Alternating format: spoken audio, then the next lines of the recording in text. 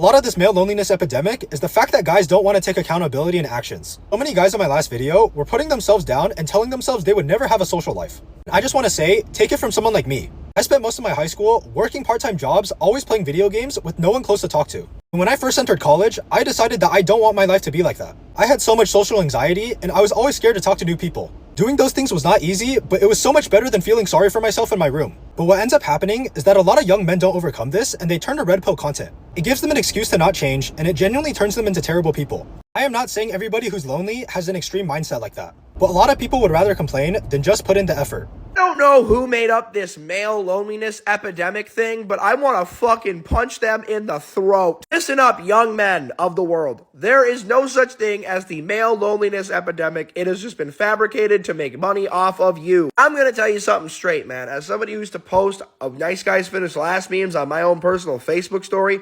13 years ago when I was in high school. I'm going to be 28 in November, by the way. I'm 28 right now. That shit's fake.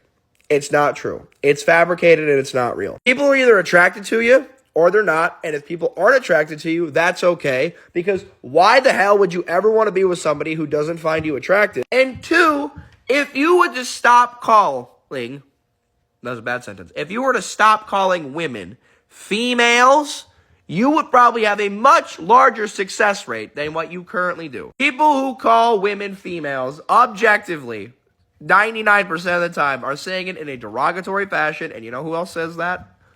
Andrew Tate and other Dude Bro podcasts said SA women. So unless you want to be part of those people, I would fucking stop. I am now 100% convinced that there is no male loneliness epidemic. Men are actually enjoying being alone. Men are healing. Men are putting themselves first. Men are finding peace. And a lot of men are like Bob. Their ex-wife tried to destroy them, tried to ruin their life, and then blamed them for everything. Their ex-wife traumatized them, so a lot of men are actually healing. They're finding peace within themselves. They're validating themselves. They're going to therapy. They're doing things for themselves and for their mental health for the first time in their life. I'm starting to realize that men are actually growing and evolving, and the catalyst are these toxic, abusive relationships. These catalysts are dealing with a type of woman that is willing to ruin a man that they say they love.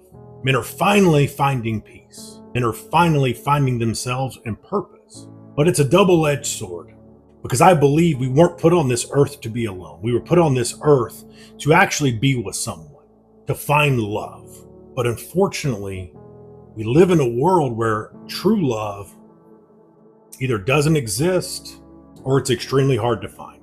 Too many people are selfish, too many people are greedy, too many people are caught in their ego and their pride. And that's sad to me, because growing up, I always wanted to be married, have a family, do the whole thing. And now at 43, that's the last thing on my mind. So men, if you're healing, if you're doing your thing, you're finding peace, I'm proud of you.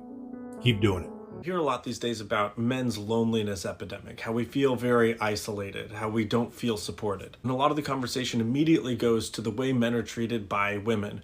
But I really want to talk about the way men are treated by other men. What are we doing to support and encourage one another? Because men will be the first people to tell you that you're not strong enough, you're not tall enough, that you don't make enough money, that your survival skills aren't what they should be. Men will take jabs at each other all day, and for the most part, it's just joking. It's just a bunch of teasing. But if it's all you ever hear, it's going to get to you. And that's why you have men, especially younger men, who try so hard to get the approval of the older men in their lives. They want to earn the respect of their father, of their brother, or their cousin, or their coworkers. The person whose respect you're trying to earn, is it earnable? Will they ever appreciate you? We should be lifting each other up as much as we can. How hard would it be to say to another man, hey, the way you interact with your kids is inspiring. I think you're a great father. You have impeccable work ethic, and I see how hard you work. You have a kindness about you that makes everyone around you feel safe to be themselves. When we see another man do something that we genuinely respect, we need to tell them. And we should tell them in front of their kids, in front of their spouse, in front of their coworkers or their boss. Because honestly, as men, it is easy to fall into this trap that we are chasing the approval of the people who are the meanest to us. Thinking we can live up to their expectations when really they're people that just put others down so that they can feel better about themselves. Maybe if we start genuinely appreciating one another, we won't be so lonely. I don't want to hear a word about the male loneliness epidemic from these shit stains who are Charlie Kirk, Matt Walsh, and Andrew Tate's biggest fucking fanboys. You fuckers don't have a problem with a male loneliness epidemic. What you have is a severe lack of fondling foliage. In other words, don't touch fucking grass. You halfwits listen to them spread the most hateful, bigoted, wretched things. And what do? You take that shit into your personal life and you parrot it. And you wonder why no one, let alone a member of the opposite sex, wants to be around you or give you anything other than the middle fucking finger. And the thing is, what's the matter, big dog? I thought you were the strong, silent type. I thought you stood in the rain and laughed. I thought you were a warrior in a garden. Seriously,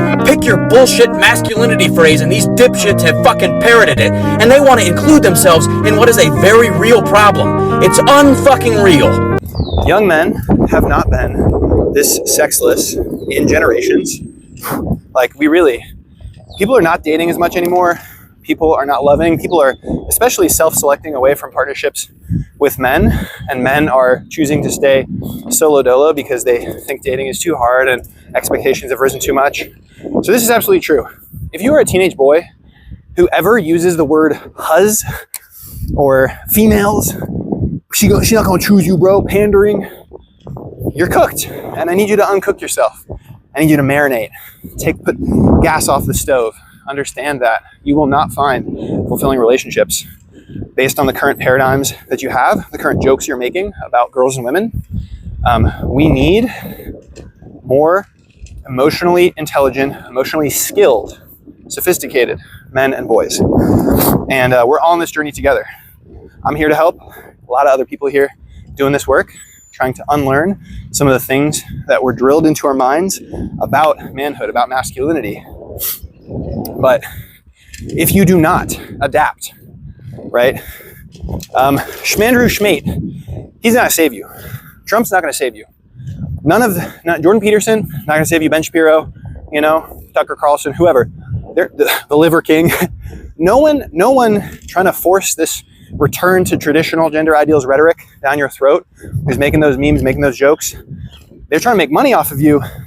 They're not interested in you actually leading a successful life, getting married, being happy, having a family, having a community. They don't want that. It's actually better for them. The lonelier you stay, the longer, the angrier. That's better. So, yeah. If you like a byproduct of doing men's work, doing emotional healing, self-development, growth, a byproduct is that you are a more desirable partner, friend, and community member, even an employee, because you build up on your communication skills, conflict resolution, all that. So it's a byproduct, but I'm never, ever going to be like do men's work and listen to me if you want to get laid, because that is not the goal. It should not be. Hey guys. Boys, it's time for some tough love. To those guys who feel like you're not getting enough attention, be worthy of attention. I'm not trying to be a dick. I'm trying to explain to you, if you want people to think you're interesting, you have to be interesting. I have talked to so many of you guys in my life. If you can really call it talking, it's more of the head nod, grunt, sentence fragment thing. That might pass the time when we're standing in line for beer at a stadium, but it doesn't draw people in. If you want people to give you their time and attention, you're gonna have to learn things that are interesting, do things that are useful, learn new skills, and think up new ideas to share. Better yet, volunteer in your community with a nonprofit that doesn't have anything to do with religion. Help some homeless kids or foster a disabled ferret. It doesn't matter. You're gonna learn something about yourself, and in the process, you're gonna find out that other people want to hear about it. And when those people engage with you, don't freeze up. Ask follow-up questions, listen actively, and continue to share, because what got your dad here is not going to get you there. Now, I'm sure you were told when you were a kid that you were special, unique, and brave, but if you're spending all of your time drinking light beer and talking football at Twin Peaks, you are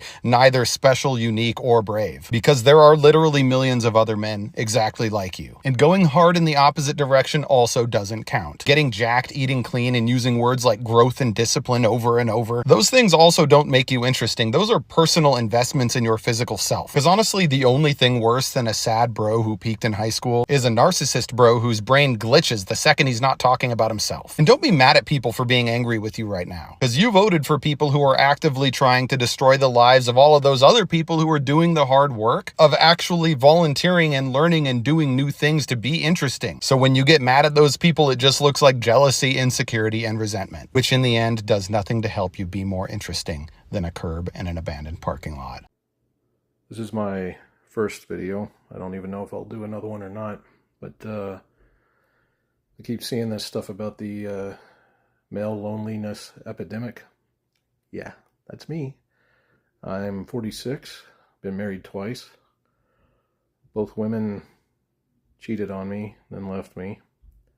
I've now messaged 936 women over the course of about 2 years on dating websites. Almost 1,000 women, each meticulous about each one, about what we might have in common and so forth. I've only gotten 6 replies, 2 dates. One never showed up for her date, and the only other date that showed up asked me to pay off her warrants within the first 10 minutes. And that's it. All I want is to love and be loved. I cannot do it. One of the primary reasons for why the male loneliness epidemic exists is because we as men have this idea and this belief that the less emotional we are, the more masculine we become.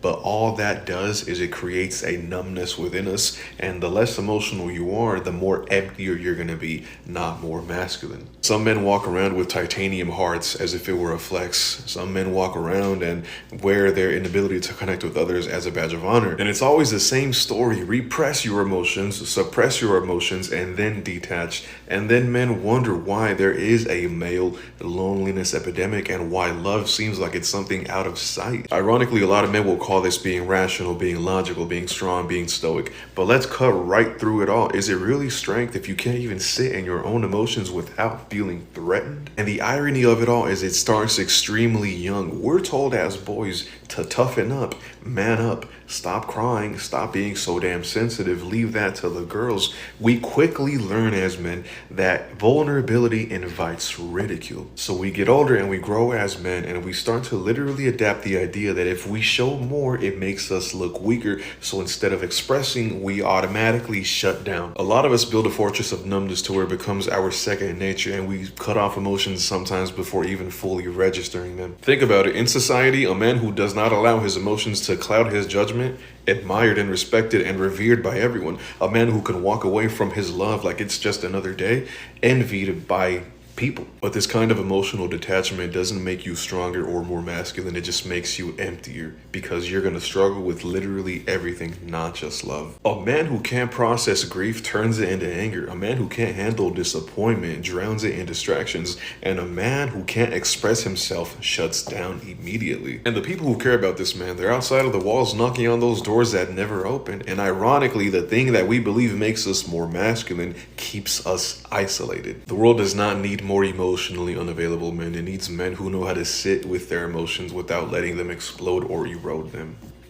I don't believe incels exist. I don't believe femcells exist. I don't believe Santa Claus is real. But we're more so going to focus on the first word, an incel. What is an incel? Someone that's involuntarily celibate. And although the idea of feeling unwanted and feeling like you're never going to find a partner for the rest of your life is definitely real, it stops at an ideology. It's a label without a body. Because although yes, there are definitely a huge influx of loser men out there, I wholeheartedly believe that no one is born fundamentally unlovable. And on that same note, I don't think there's a male loneliness epidemic. Although I think there's definitely a problem here, I wouldn't really classify it as male loneliness, because we don't really have a huge surplus of lonely men. We have a huge influx of losers who are addicted to self-pity, because victimhood is one hell of a drug. That's my main theory, because in this day and age, with the internet, it is so easy to find like-minded people. No matter what belief you may have, I promise you there is a corner of the internet where you will find a group of people that agree with you. In this case, let's say you're a guy, and you find yourself struggling to find a partner. It's easier to blame someone else than it is to take accountability. So what will you do? You'll find echo chambers of like-minded people. People who will agree with what you say and egg you on, and make you really solidified in your beliefs that, oh, I'm not the problem, everyone else is. So what happens when you get locked in this echo chamber? No one grows, no one reflects, no one learns, and most dangerously, no one takes accountability.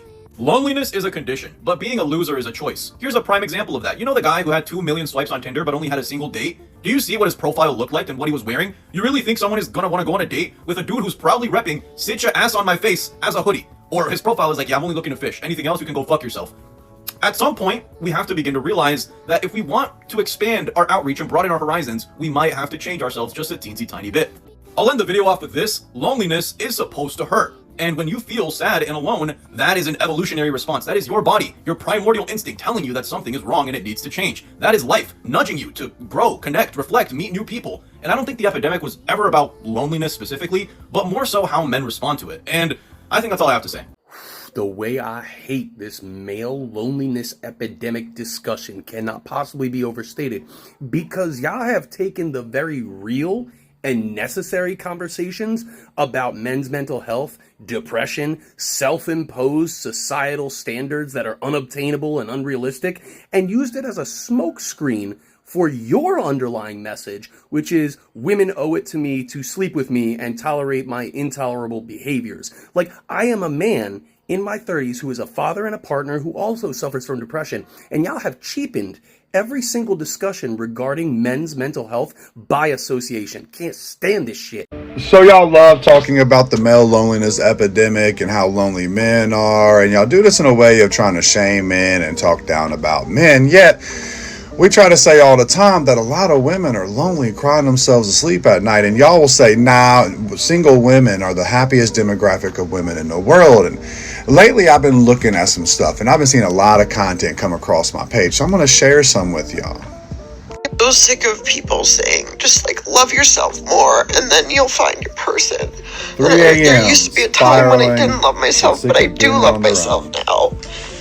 And I'm sick of people saying, like, go out and enjoy your life while you can. Well, I have enjoyed myself. I have enjoyed my life. And there has been times in my life where I didn't think I could do it on my own, but I have been doing it on my own, and I know I can do it on my own, and I don't need somebody else to show that I can. I don't need to prove to myself or anyone else that I can do it on my own, but I'm sick of doing it on my own. I want somebody to enjoy life beside. I want somebody else. And this is exactly what a lot of people don't want to show you, is women crashing out like this. And I can't count how many times I've seen women doing this. And it's totally okay, because we're humans. We're not meant to be alone. We are social creatures. We do want that love and affection and companionship. We do want that. So when y'all promote these things that, oh, the happiest demographic are single women, it's like, no, you're not. No, you're not. People just lie to push a narrative, right? Because, well, let's go a little further into the video and watch some comments here. I just want somebody to share experiences with, because I'm sick of doing it on my own. Is it that hard? Is it that much to ask for? Fuck! I'm just sick of doing it alone. I know I can. I know I love myself. I know that I can live on my own if I have to. I just don't want to anymore. I don't even care how ugly I look. I'm probably not even posting this. And the comments just went on and on and on and on and on. So it's the same stuff, you know.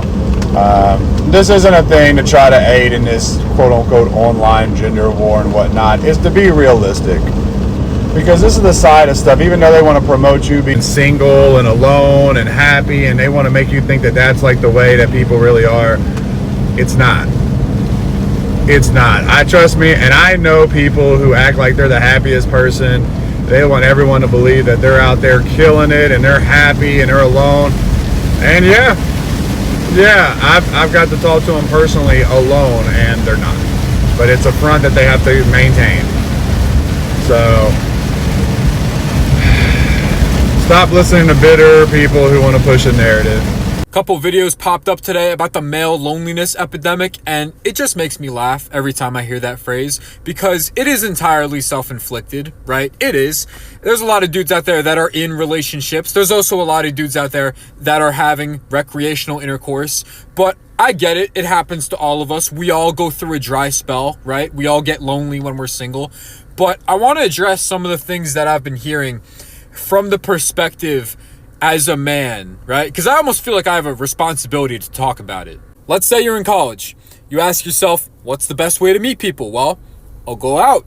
I'll go to the bars. I'll go to frat parties. And then you go to those places and you try it and you realize girls still don't want to talk to me. They're even kind of rude about it sometimes. And you say to yourself, I'm a nice guy. Why do I deserve to get treated like that? And why are the only people who take my side other men?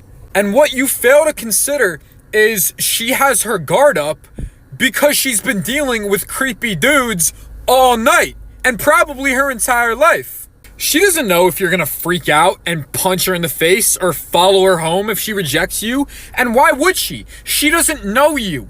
Every stranger might as well be a loaded gun. And if you truly are a nice guy, don't press her. Don't blame her for having her guard up. Be a man, walk away, and respect her. And if someone doesn't want to talk, don't take it personally. They don't owe you a conversation. Don't get upset about it, because that's sad and desperate. Take it in stride and move on. A lot of people internalize rejection and assume that it's because there's something wrong with you. And that's what a lot of this alt-right pipeline shit preys on. It preys on your insecurities because it rewires your brain to make you think maybe it's because I haven't been looks maxing enough. Maybe it's because I'm not rich. Maybe it's because I don't look like a fitness model. None of that matters. Being kind of weird looking is in right now. How many girls were creaming their jeans over Jeremy Allen White? They call him ugly hot. So what's the deal? When in reality, it could be a million different reasons why she said no. That has absolutely nothing to do with you. Maybe she's just not there to meet somebody tonight. A lot of men will go out, go to bars with the sole purpose of finding someone to hook up with. Whereas women will go to bars just to dance and hang out with their friends. And men, that doesn't compute with men. A lot of us don't have that thought process when going out. When guys are single for long enough, they'll tend to gamify dating. Like, they'll turn it into a numbers game where if I shoot my shot at 100 people, at least one of them's got to reciprocate, right? And what it really boils down to is not treating and viewing women as real people, as autonomous people, right? And it sounds so fucking desperate because, like, do you want her to choose you because it's 2 a.m. and you're the last possible option? Or do you want her to choose you because she actually feels a connection with you and is into you? And that brings me to another point. It is unattractive to not have hobbies. If you can't go out without thinking the entire time about who you're going to go home with, you really got to work on yourself. And once again, you have this air of inauthenticity to you, of desperation, and people can tell. 1000%. They can pick up on that energy and it will repel them like a fucking magnet. And I'm not saying that going out is even a hobby because this applies to when you're by yourself as well.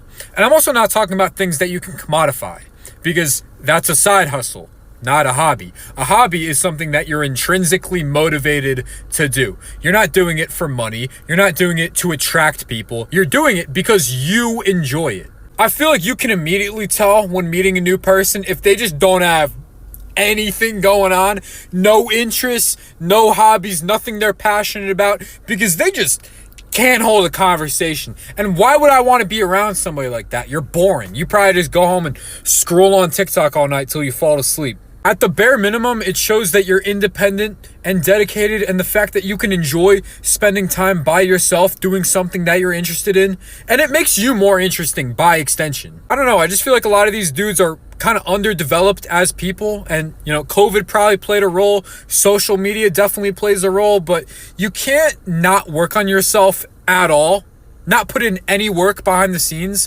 and still feel this insane entitlement to romantic interactions. You can't feel entitled, period. There is no law of the universe that says that you are deserving of a girlfriend or sex. And that's just not how this works. There's nothing that screams small dick energy more than not being able to take no for an answer and then complaining about it and playing the victim. So I made this post on propaganda that I'm not falling for, and one of those posts was centered on the male loneliness epidemic and how I don't believe that it is actually a thing.